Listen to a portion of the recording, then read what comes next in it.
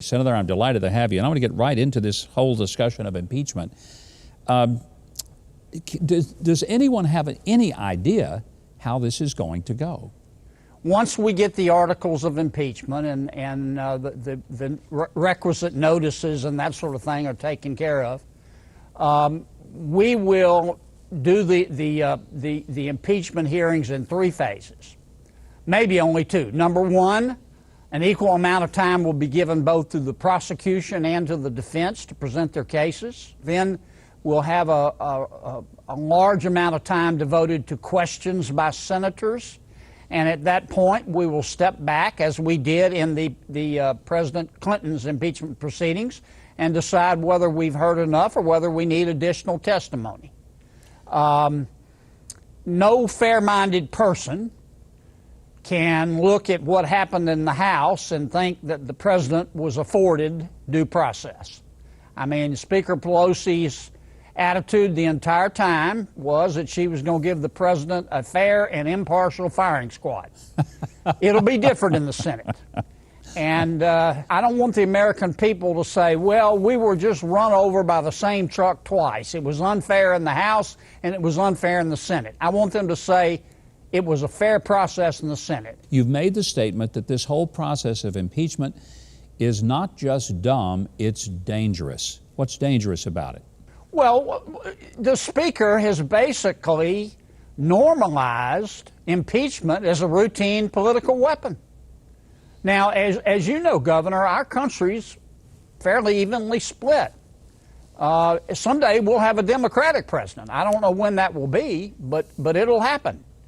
And half of the country will be disappointed. And I can assure you that many of those in that disappointed half will be saying to Congress, well, impeach the new president. You did it to Trump. Now let's be fair. Do it to the new president. From day one, Speaker Pelosi's judicial philosophy and Chairman Schiff and Chairman Nadler, their judicial philosophy was guilty. And that's not right. When it comes to the Senate, there's been talk, well, we want to have a whole bunch of new evidence introduced. Others have argued that the introduction of evidence should have been done in the House. That's where the case was made.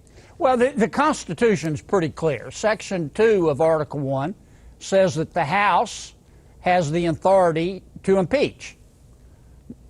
Section 3 says that the Senate tries the case. We have not said we will not consider new witnesses and new evidence. What we have said in the Senate is that we're going to hear the evidence, the record developed by the House first. We want to respect the Constitution. We want to be fair to the prosecution. But we want to be fair to the president. Imagine, Governor, if I were a prosecutor and I were prosecuting you for a felony, and of course that would never happen. But I went to the judge and I said, you know, Judge, we know the governor's guilty, so I want you to instruct him and the court that he can't have any witnesses, he can't cross-examine my witnesses, he can't offer any evidence. In fact, I don't want even to have his lawyer in the courtroom. Now that federal judge would look at me and he'd give me a choice. He'd say, Kennedy, I'll either put you in jail or in a straitjacket. Get out of my court. And that's what Speaker Pelosi did to the president. Yeah. Right now, one of the controversies, in addition to impeachment, is whether the president acted legally in ordering the strike on Soleimani. Is there any doubt in your mind that the president had the legal authority to do what he did? Not only did he have the legal authority, he had the moral authority. Now, I came from a briefing. A lot has been said about the briefing. We were briefed, all senators. Any fair-minded American would have walked away from that briefing with 3 conclusions. Number 1, the president did the right thing. He had no choice if you care about American lives, if you care about life in general. Number 2, America is safer today because of what he did. And number 3, that our intelligence community, our military, they're the best in all of human history. I was so impressed with the presentation. And the United States of America, and indeed the world, is safer today without Soleimani in it.